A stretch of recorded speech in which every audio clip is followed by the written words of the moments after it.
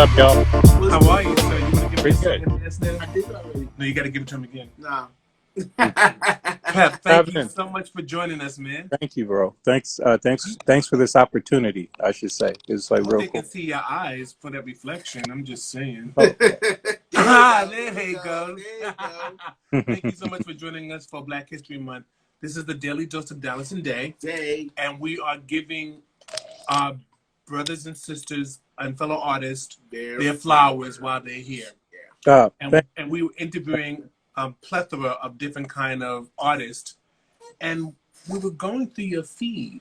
Mm-hmm. What kind of photographer are you considered? Because we didn't want to just say, "Oh, celebrity photographer." Because we were saying celebrity photographer, and for us, that's like the kiss of death sometimes. That, oh, you just use celebrities, but you got a lot of celebrities up there. Yeah. So, what would you consider yourself? I actually consider myself a photographer. Photographer Pep. That's what it is. That's what it is. And I have to thank Lavelli for bringing you into our. Homie, right there. Lavelli had everything to do with this, so shout out to Lavelli. We love him, What and up, he Phil? introduced us to you. So there it is. From the trees I see in the background, I call those the Harry Potter trees. So that means you in LA. That means you're in LA. I'm just in my backyard. Oh, nice. That's a nice backyard. Super nice today, and just decided to come out. Well, we're glad that you're spending this time with us. So tell us about. Tell us your background. Tell us who Pep is. Yeah, Let's start with that. I'm just And you got a dog. Oh no, that's my neighbor's dog.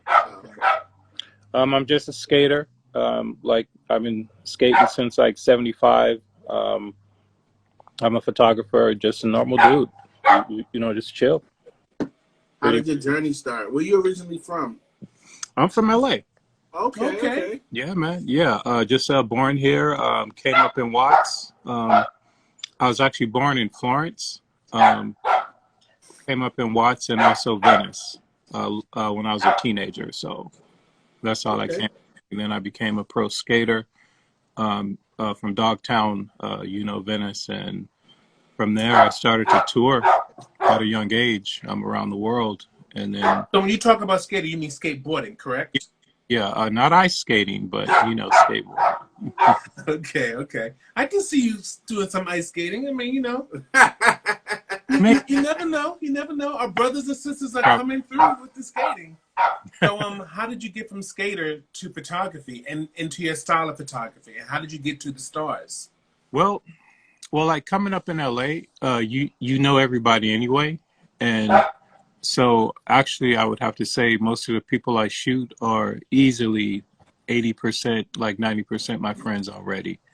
So it just makes it that much easier. And also, what's cool is because I was a popular skater coming up later, a lot of these people had me on their walls, like when they're. Oh, nice.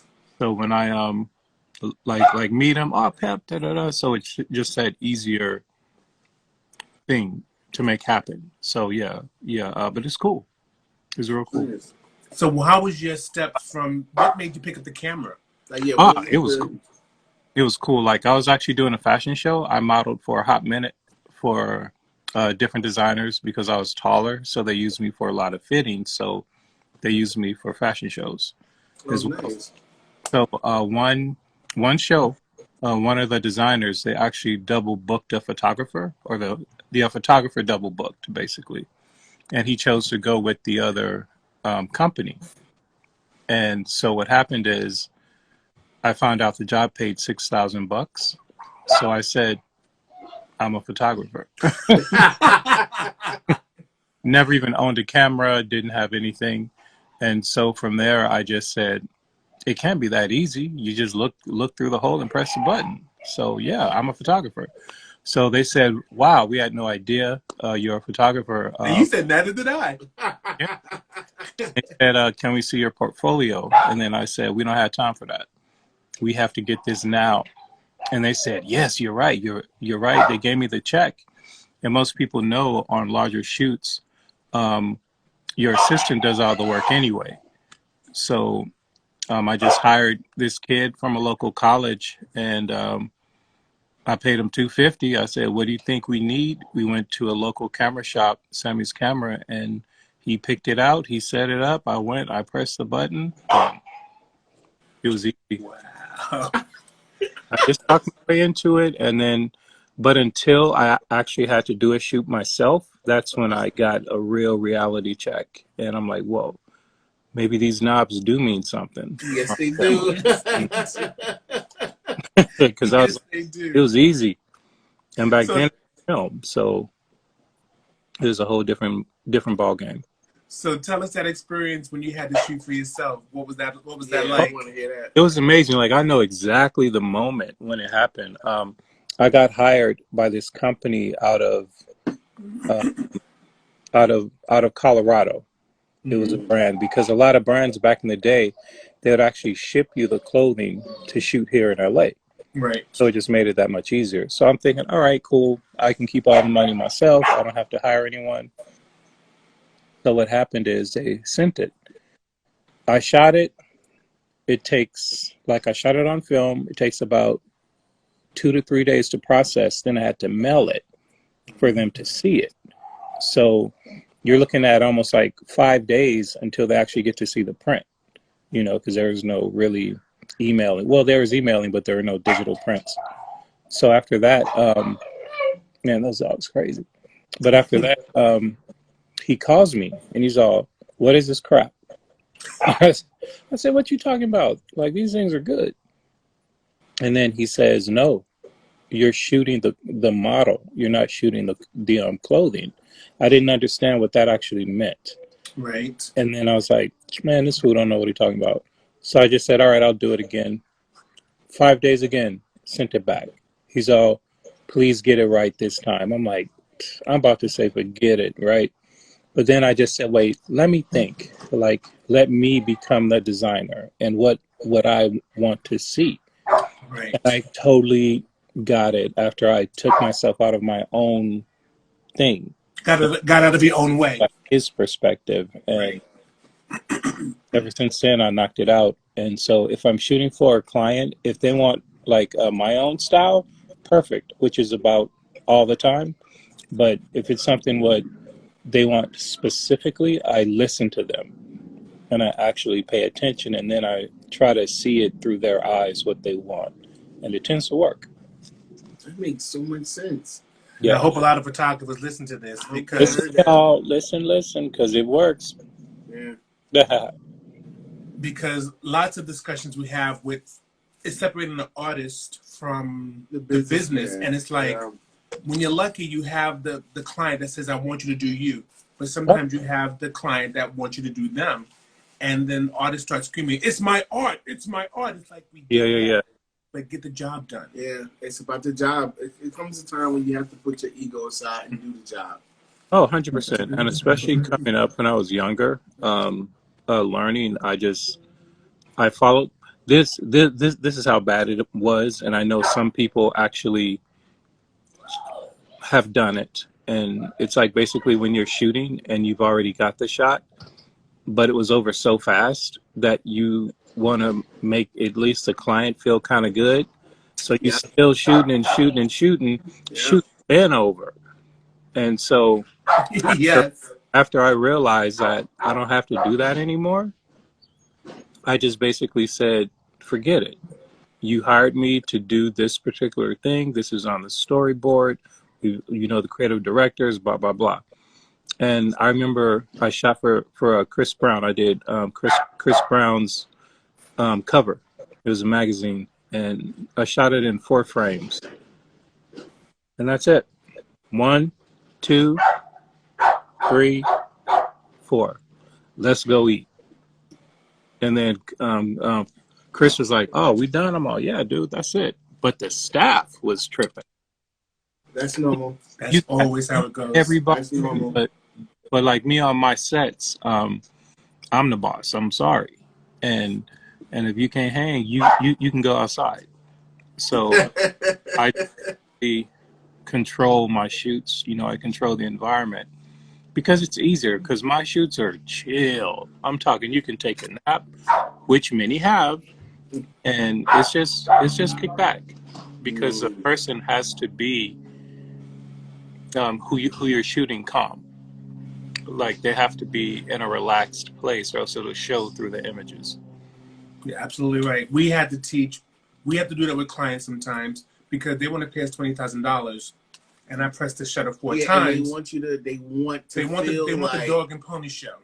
Look, that's $20,000. I need more than that. So in my portfolio, my very first shot, it was 3 shots to get that. She was a hair maker for 2 hours. I went 1, 2, 3, got it, and they looked at me like, "Are you serious?" I'm like, I sat there and I said, "Click. I can keep doing this to make you happy, but I got the shot by shot 3." Yeah. When you know what you want, it's different. And when you know what you're doing, you get it. Yeah. So how did you get into that realm of shooting celebrities? Was Chris Brown your friend, or? Yeah. Like they all used to skate back in the day. Oh, got it. There's your cheat code. Yeah. So it's so that world, it's easy, like it's real easy, and of course, most people, artists or whatever, they usually wind up coming to LA anyway. So like most of the record labels or studios, so on and so forth. So you just tend to have access. And that's the key. One of my friends, Michael, told me he's a big agency. Well, a big agent here in LA. He said, Pep, like your work's cool, blah, blah, blah, but you need to use more of your resources, meaning access. And I know everybody, but again, that's not my thing because I'm not trying to chase no check. Like my thing is basically expressing my art. And if I choose to shoot you, that's when I shoot you. It ain't just because you're like hiring me. And what a lot of people don't understand is like photography for me, of course it's major, but if someone's giving me thousands and thousands of dollars to shoot them, and if I don't like you, it's not going to happen because my body of work is more important because it's going to show in my work that I didn't like you. So I've made those mistakes in the past, and it's why I say easily 80-90% of the people I shoot are people who I already know and are friends, or like who I've met through friends that we've actually hung out and they've become friends because I feed off of energy. And I've kicked people off set. I've gotten rid of, like I've lost friends behind it, like things like that. But like I said, an image, there's a lot that makes it. It isn't just pushing the button. It's the energy that's on the set. You know, the people involved with it. Like when Offset put his album out yesterday, it's the 2-year release. He was just thanking everybody for making it a really good, cool shoot, even though it wasn't in the beginning, but like I worked it out and everything was cool and everyone was happy. But it's all about being positive out the gate. It ain't just about a check. Yeah, absolutely right. So how did you cross over into, for lack of a better word, because it seemed like you came out the door being a professional photographer. Yeah. First shoot, I was getting paid. Yeah, from the very first shoot. So it's not like you had the lesson of getting to that point. So I can't even say, well, how did you step into the world of professional photography? You were already doing it. From model. Yeah. You just took the camera, turned it around, and said, hey, now I'm going to skate it to photographer. Yeah. So I don't have to have that conversation with you. So working with Offset, how was that? Like how was that's that? Good. Sets like, it's like people don't become successful for no reason. He's sharp.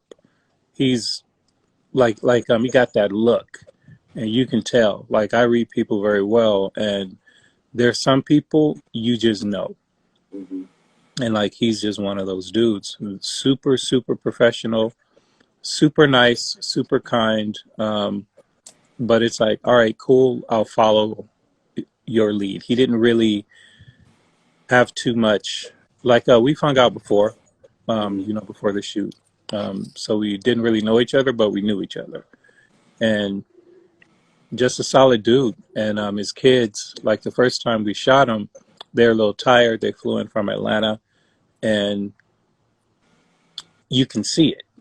You know, they're like tired. So we shot a second time, and then I got a studio at over at Milk. Like I got that big one they got over there, and You know, it's like the 2-story thing, a little separate area. Love that space. Oh, dude, that's the best. It's like so cool. So I shot the cover there, and so the kids are there, but now they're awake, they're having fun, but they have too much energy. So like I this just pendulum swings way the other way. completely the other way. So everyone's rushing, running, like, and the stylist to the makeup to the this, and I'm just kicking it. And so the kids were just like looking at the walls because it has a transition right on the wall. And then I said, you guys can play on it, but just take your shoes off. And like everybody looked because there's people watching the kids. I said, just let them have fun. Let them burn that energy. Them kids was tearing that place up, but they're having a good time. So by them doing that, I said, all right, cool. Let's shoot now. They're relaxed. They're calm. They're having such a good time. And then you could feel like from the energy, and like Coach was there. Like Coach rolled up to the shoot. So he's hanging out and he's just in the corner working. He's looking, okay, cool. Handle it, because I like to take control, but it's really not that hard. It could be 100 people in there. I only need to monitor just a few. Right. And the rest can go. And that's what people don't understand. So when you're like, when people see the big movie sets and they see the directors and they see literally 100 people on set, all he has to do is say, be quiet, and tell the people that he's looking at what to do. It isn't like, it really isn't that hard. So I loved it. Shooting with them was cool. I shot a couple billboards with them, some things like that. But yeah, but good people. Everyone over at Capitol, everyone at Motown, everyone at Quality Control, Coach K, you know, like the homie and stuff. So it's cool. Nice. So let's talk about that. You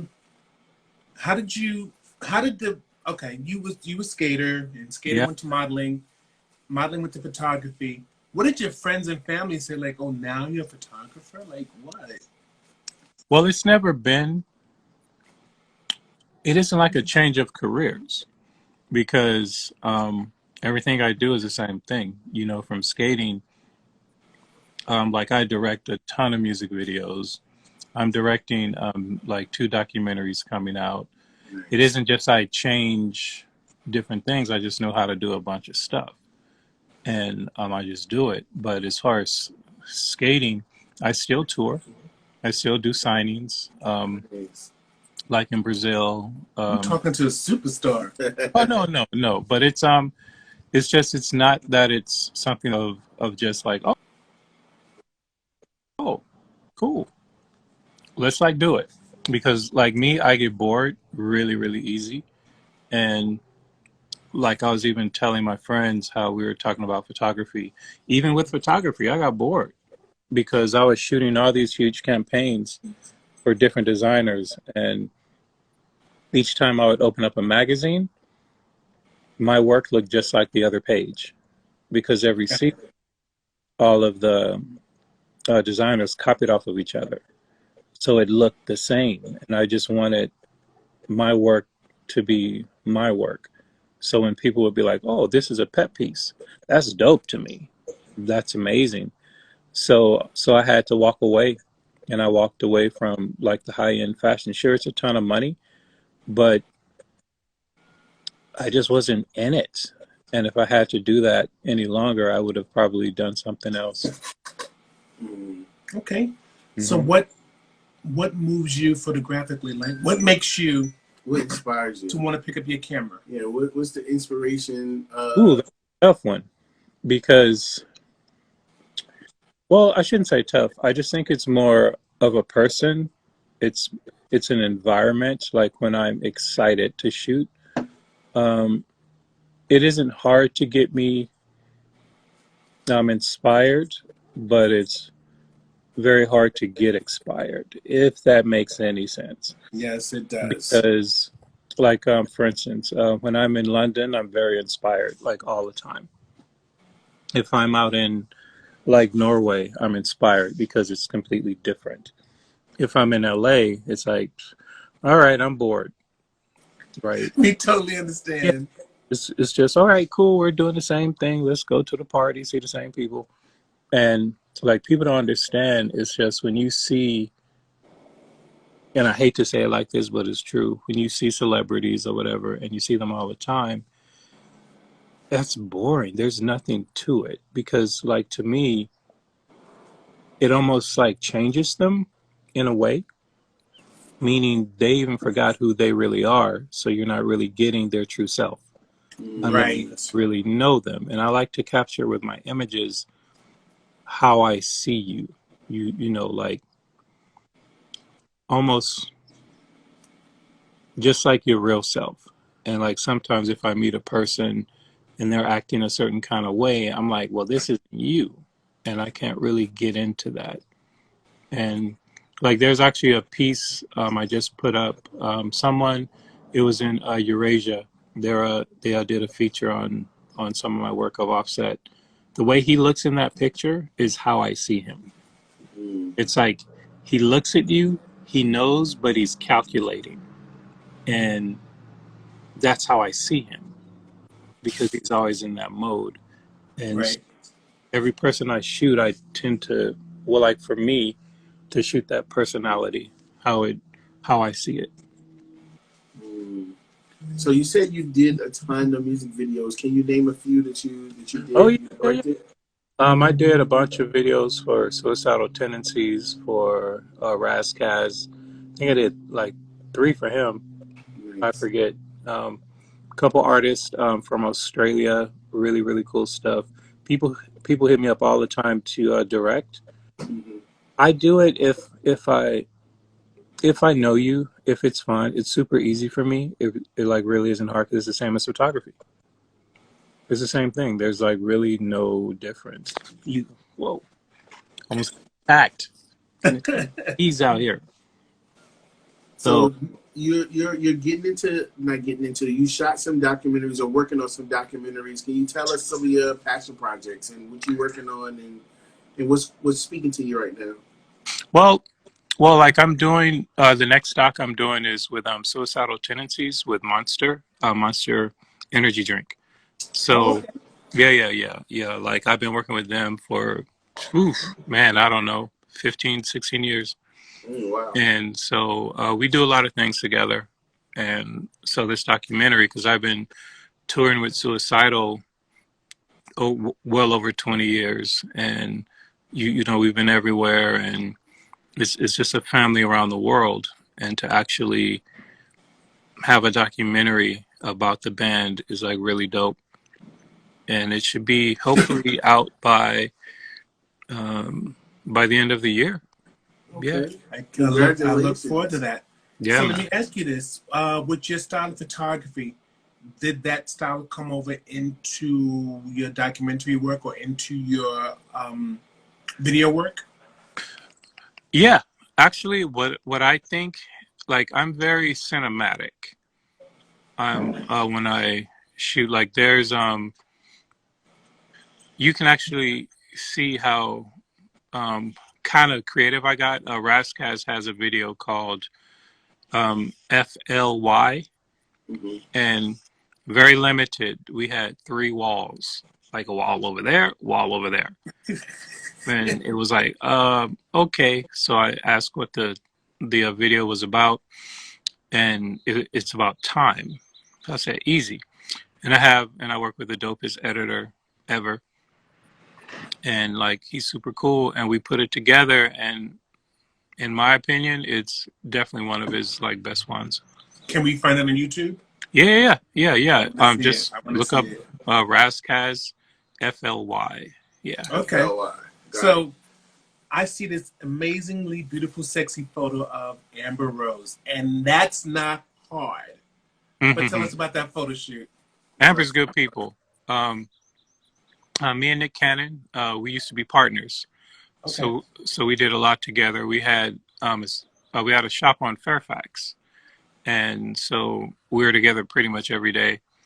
And so he's real close with everybody, basically. So they would always come into the shop, and then then Amber came, and then she wanted to shoot something. Actually, Nick wanted to shoot something for her because I think she was under his management or something like that. I forget. So I just said, just bring her to the skate shop. So we shot it at the skate shop. Nice. Yeah, and it was How cool. was she as a person? Super fun. Just normal. Just like super, just like your homie and stuff. I just think when people act a certain way around certain people, then they become a certain way. Right. Got You it. know, but she's just normal, good people. You know, good people. We had the opportunity to shoot Nick Cannon, and I had a total new respect for him. Complete different respect. Nick is sharp. Nick is sharp. Oh yeah. Oh hell yeah. Nick is sharp.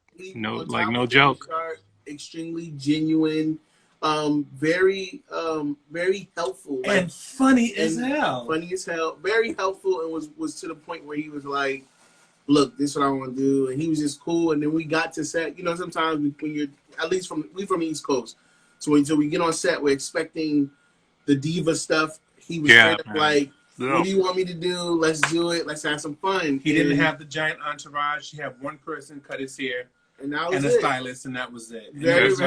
Very refreshing as a person, and he had so much knowledge when we did an interview with him too. And it was like, he's sharp.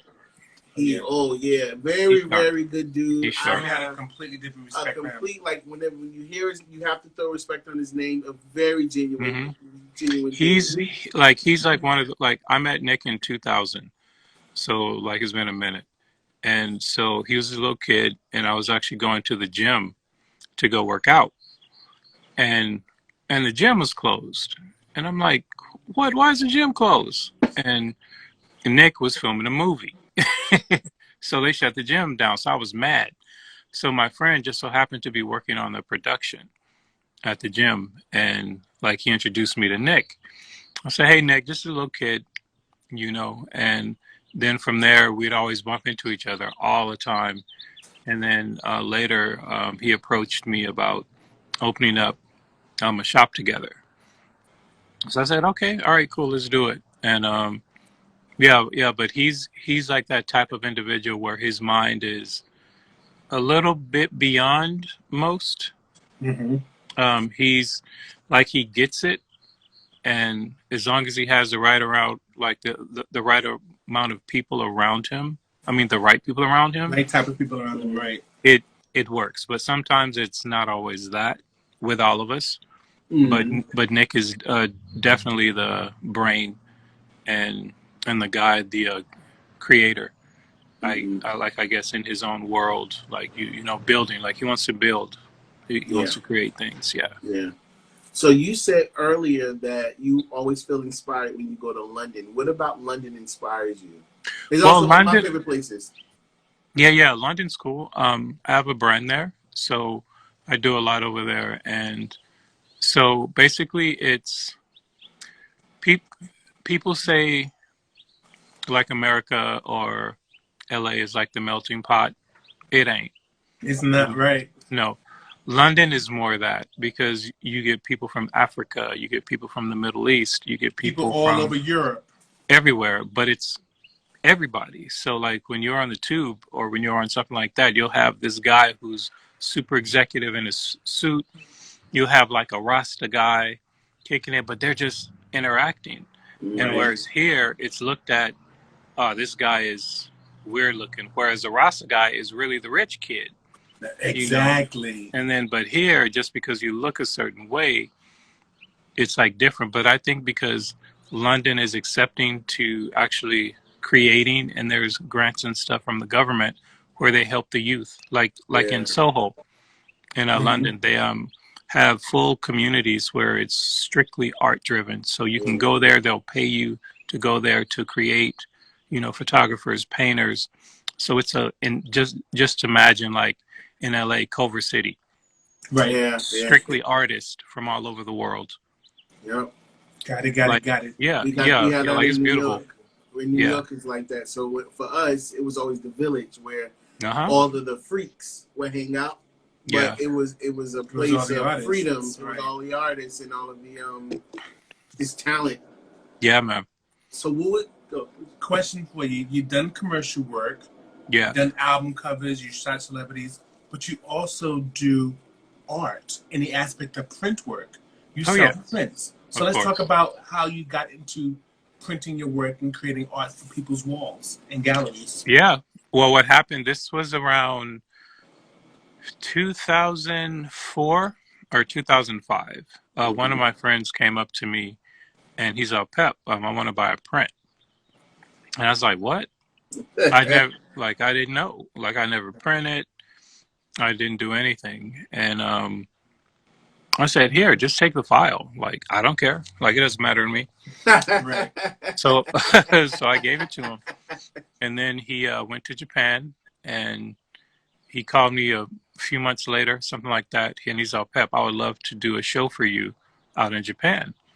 I said, okay, sure. I knew nothing. So he did it. He set up everything for me. He flew me out. And then when I went there, I was just like a guest. I felt in my own show because I knew nothing. Right. Like, what's going on? Yeah.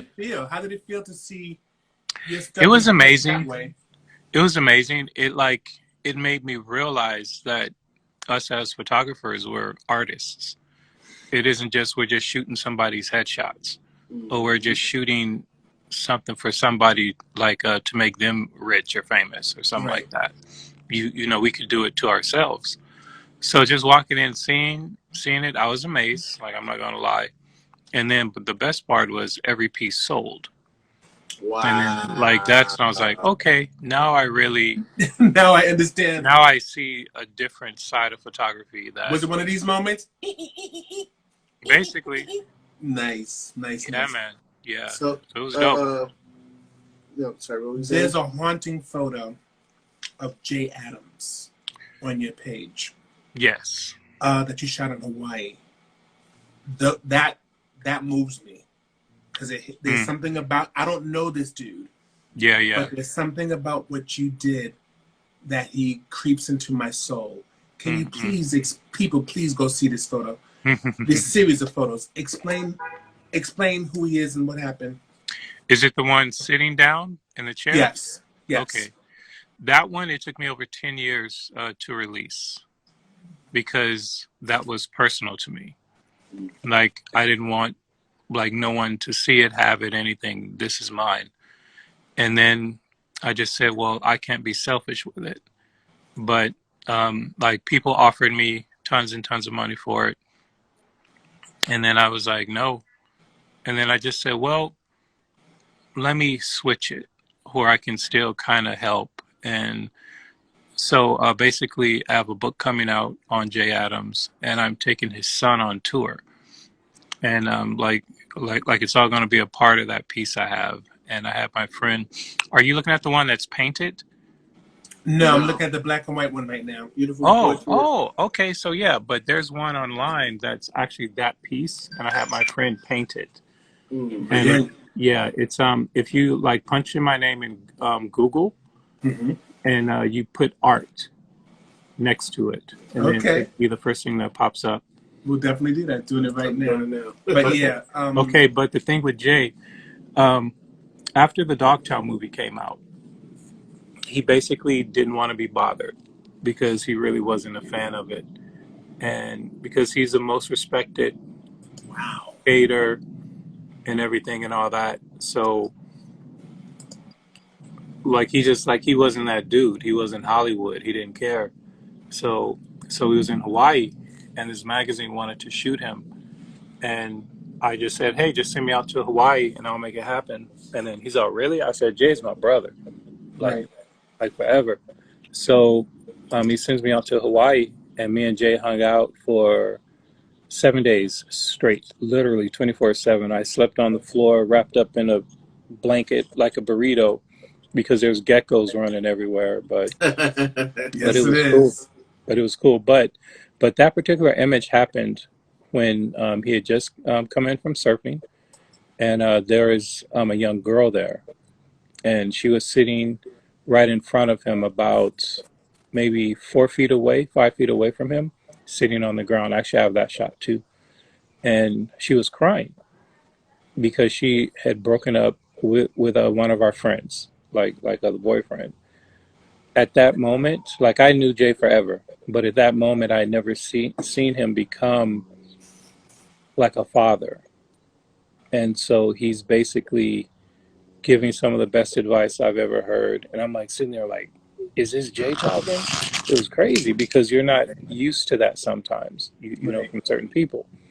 So the phone rings, and she gets up, and he's sitting there. I'm sitting across from him, maybe a good 10 feet, and I'm not even in his vision, like he doesn't even know I'm there. But the look on his face that came was was like amazing. Like he was either thinking of his kids or thinking of something so deep.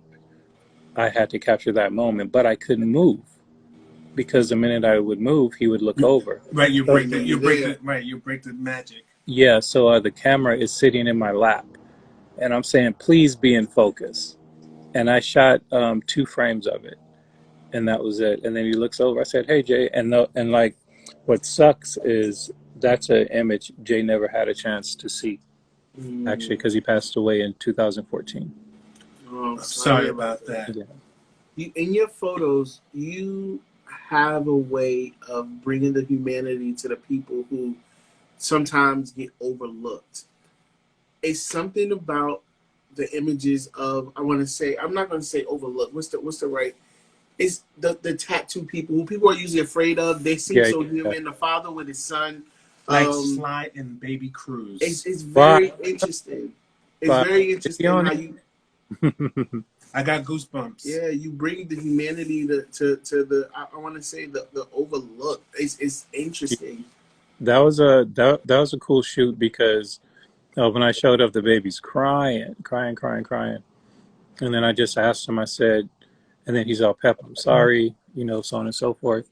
So I said, "How do you make him go to bed? Like, how do you do it every evening?" And then I said, "Just do that."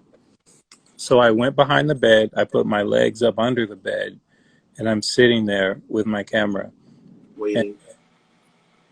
And then he started talking to him, you know, touching him, and boom, and that's it. Because I knew what I could get when he called me, and because it was actually for Urbanique magazine, and I think they used another image.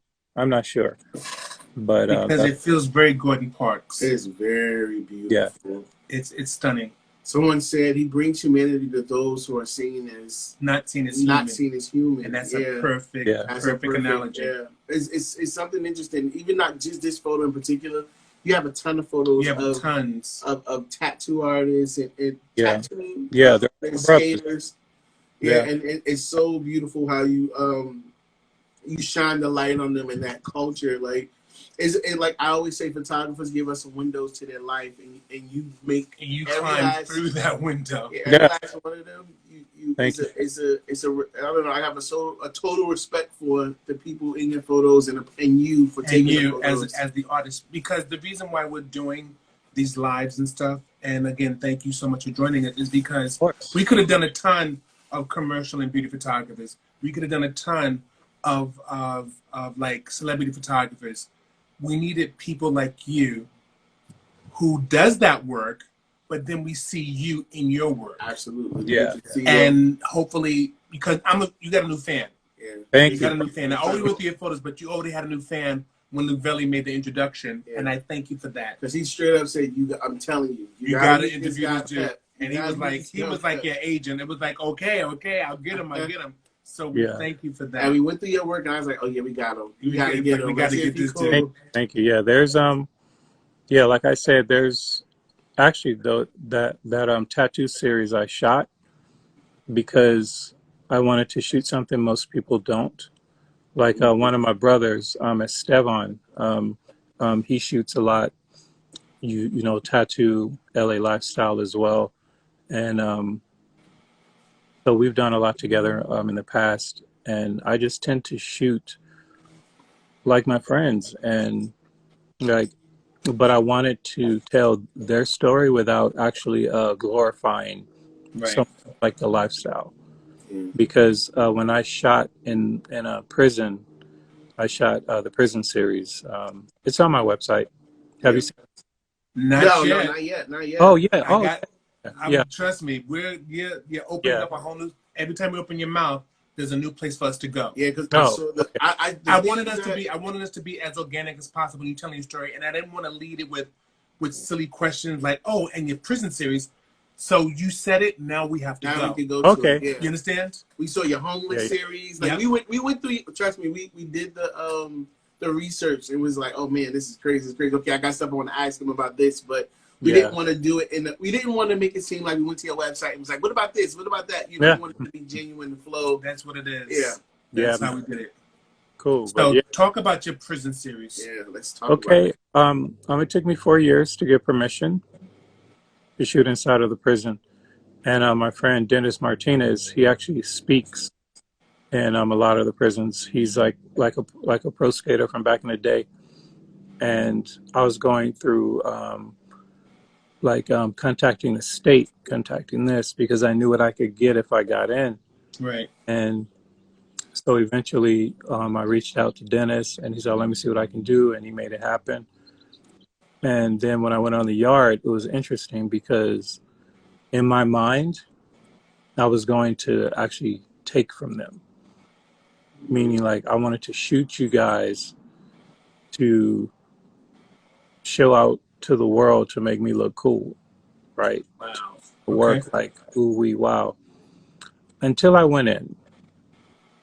So I'm on the yard, and first guy I walk up to, I said, hey, let me take a picture or whatever. He was fully blasted, whole body, everything. And he's like, yeah, sure. Give me a second. I'm all cool. He goes, he puts on a sweatshirt. And then I said, man, why'd you do that? He's all, because this is my past. And at that moment, I said, I got to check myself. About to make me cry, man. Yeah. And the only tattoo you can see is his neck. And it says faith on it. And I'm all, okay, and then that's when I stopped shooting kind of the grimy stuff I was shooting, because we don't know how that truly affects the kids and the youth. And I know me as a kid, dude, we was all gangsters. Like, it was no joke, coming up in Watts. But until I was exposed to something else, it made me differently. And sometimes these kids don't have a chance to be exposed to something else. So if you're reinforcing a lifestyle, not to talk about it, because it's dope, it's just like who we are and what we're from, but don't make it cool. Cool, I got a gun. Cool, I got this, I got that. But look at that 8-year-old kid. Look at that youngster. And it took a guy in prison who got locked up because of all that crap to teach me on how not to do that. Because that's one thing I wish people could really get an opportunity to see, are these guys who are in for life, who are doing 20 years, 15 years, by the things you guys are glorifying. And it's not to talk about them because people do what they do, but until it catches up with you, trust me. So, I'm not going to be a part of that group of people who do that. So it's like, when I shot that piece or that series, I said, I'm going to switch it. So I shot it more in kind of a positive thing, like there are guys praying in prison. Right. I shot that. There are guys riding skateboards in prison, thanks to Dennis. I shot that. Guys dancing in prison. I shot that. Not just look at us tough. Right, with gang signs and look at my tats, right. Exactly. So when I did that, the Archery Museum up in LA reached out to me, and they're all, Pep, this is amazing. We would love to have you exhibited here. So I said, all right, cool. So they said for 8 months they wanted it. But then they said, Pep, this is going to be a permanent exhibit in the archery business Congratulations, man. because it's a part of California's history, and the youth needs to learn and see this. So I actually have different colleges who do courses on my work now. That's amazing. Did you see picking up the camera at a fashion show would lead you to where you are today? No, because it was about money. I didn't care. But I just think as we grow and as we learn and as we're exposed more, but I think we all have it in us to either you're a giver or you're a taker. And if you're a taker, you don't care about nothing else and nobody else. You just want to get. But if you tend to be a giver, it doesn't matter what you do. Eventually, that's going to give in some kind of way, be it your art, be it you working at like Taco Bell. It doesn't matter because someone could come in there really, really hungry and they'll buy one taco and you like slip in 2 tacos. Yeah. So it's like little things like that. That's just who we are inside. It doesn't matter. Wow. So you have friends all over the world, which is incredible. You capture all your friends over the world. Who's capturing you? Everyone. So, yeah, it's not like I'm over that part of my life. Like I don't even care. Like that was me in my 20s. I was running up at Death Row Records. I was with everybody, and we're doing our thing, kicking it with Pac and shit. Because that's the environment I knew. Right. And then once I got out of that, perfect example is this. Here's a cool one. We were like, I was asked to shoot at, what prison was that? Somewhere up north, San Francisco. And they said, Pep, we would love for you to come do your shoots, like your photos up here. And I said, no, it's done. I can't do it again. It's over. Because if you do it again, it doesn't become real to me anymore. Because people That's what I try to tell people. So I just said, what I'll do, I can reach out to a camera company, and I could probably pull maybe 30 cameras, and let's give it to the inmates and let them shoot it, and let's do a show for them inside the prison. And they said, that's amazing. Let's do it. And then, of course, there's a riot, so that got canceled. God. But it was beautiful. I had cameras lined up and everything. Wow. Our people sometimes just can't get it together. I always ask that question because my mom, who's still here, thank God, when we were looking through photos, and she will always take photos of everybody else, there's no photos of her. And it comes a time where it's like, well, you know, we all have an expiration date. Who is going to be, what are they going to say grandma look like or great grandma look like?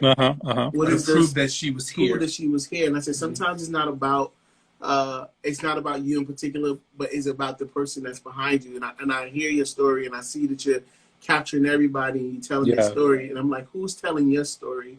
Like currently, because you've grown from skater to artist, and you continue to grow, and entrepreneur and teacher, and you have an incredible story. But who's telling your story? Well, there's a kid. He's doing a documentary on me, so it's pretty cool. Perfect. Even on Instagram, there's a couple little, what's those things like the top, the little story things. I forget. But yeah, but it's cool. But like for me, I don't even care. For me, it's my body of work, and there's enough pictures out there of me anyway, so it don't. Oh, but perfect. We got you in that. Perfect. Yeah. The one thing I was taught is there's the difference between a good photo and a great photo is love. Yes. And I see love all over your page. Because I love everyone on it, and I can truly say that. They're my brothers, they're my sisters. Yeah. And that's what I try to tell people, because you can't teach that. Yeah. Because people look at me because how do you get them to do that? They allowed me to fall in love with them for that one moment. Yeah. And I was able to get that. Yeah, and I shoot quick. Like I'm not all day, because I come from film. Right. Yeah. So you had to. And I see guys 600 pictures, 1,000, 2,000 pictures. I said, you really want to look at all those pictures? Exactly. Keep it short. Don't nobody want to look at 600 pictures of nobody. Oh my God, you have no idea what the same way. Because we come from film, so we shoot like film. After 10 frames, I'm like, I'm done. Yeah, enough. And that's too many. It's so too I much. agree with you. Yeah. God, this interview, I wasn't expecting it to go this way. I really wasn't. But I'm glad how it's going. So because unfortunately we're almost coming to the end of this, believe it or not. Wow.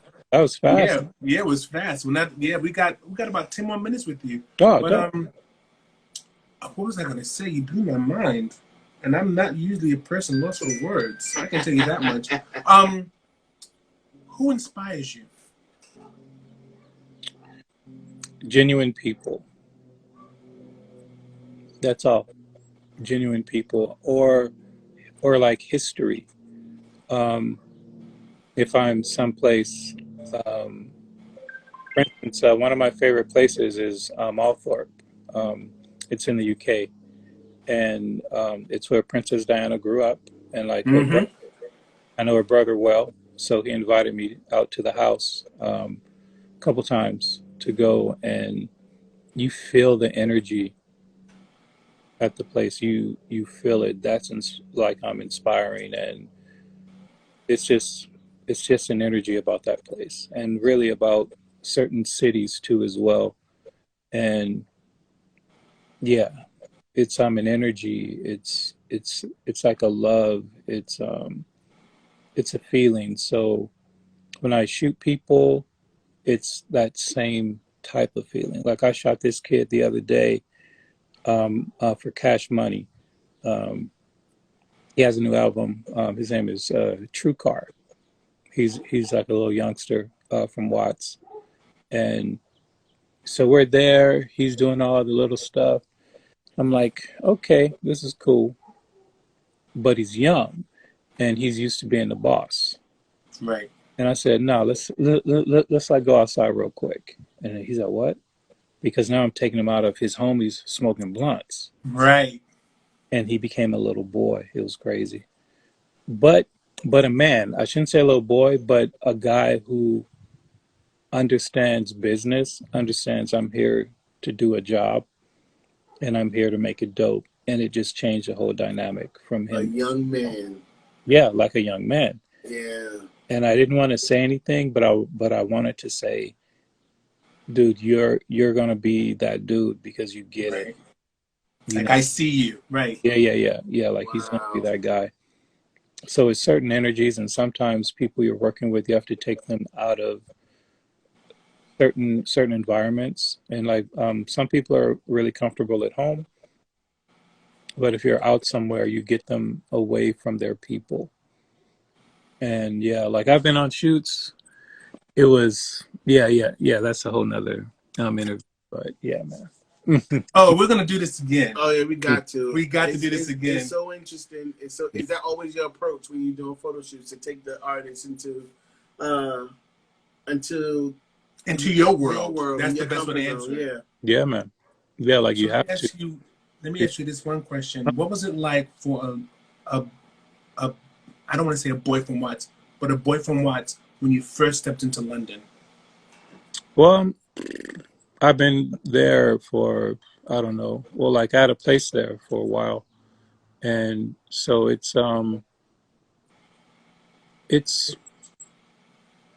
honestly like I think it's because it's like this. Perfect example is this. It's like if you're in LA and you go to Venice, or if you go to like Hawthorne, or if you go to this, it doesn't seem like far to me. And I did an interview not too long ago. I said, I wish the world was bigger so I could see more places. So because it's like I've been going so much, to the UK, to Japan, Ireland, Norway. It's just like going to sleep on the plane, and you wake up and you're there, and it's like a new world, right? Yeah. So like for me, I've always been that. Like me and my sister, when we were young, we couldn't stay in the house. We'd hop on our bikes and we were gone. and our mom would just be like, just like come back by 6, and we would Or go. come back before the lights come on. We go in any direction for 3 hours because we knew it would take 3 hours to get back, and we were everywhere, man. Yeah. So I'm coming to the end of the interview where I ask all artists this question. Yeah. Give me 3 adjectives that describes Pep.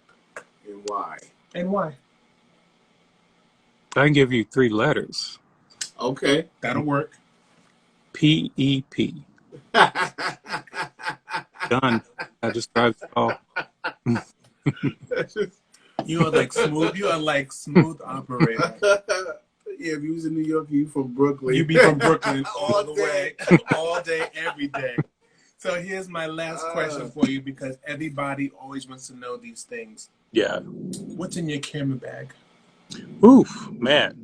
Well, I have maybe six cameras, and I think 5 are somewhere. I don't know. People take my. I have Leica monochrome. I have You've been hearing that camera a lot. Hasselblad XT2. I have the Fuji something. Like, what did they send me? They'll send me some cameras, and this is funny. Now check this out. Like, I worked with Leica for like a long time, and they send me, $15,000, $20,000, $30,000 cameras back in the day, and then like Fuji would send me cameras, super super expensive. I was on tour in Canada once, and in my contract, I wanted a camera. So we stopped at this camera store. They didn't have a big thing. This was 2010. And I got it, and it was a Canon 60D, right? Excuse me. Super basic, basic of basic of basic. That's been my backup camera since 2010. That thing thrown, lost, gone for months, came back, lost the lens cap in like 2014, don't know where it is. But the funny thing is people talk about all this super duper stuff, right? This camera has shot more billboards than anybody. I shot Offset's album on the Leica SL, but I shot his billboards for Apple, Amazon, and Spotify, I think it was, on the 60D. He just called me to come over to his house. That's all right, cool. I'll be over, and it was drunk. No thrown around. I hope people are hearing this. Please listen, and it's a $600 camera. You can find those things for $600, and it's cool. Like, of course, if you're being specific, if you want medium format, if you want this, that's this, or whatever. But to shoot stuff, like, if it isn't fine art, people want, like, even though I do it, but you don't need all that crazy crap. You're right.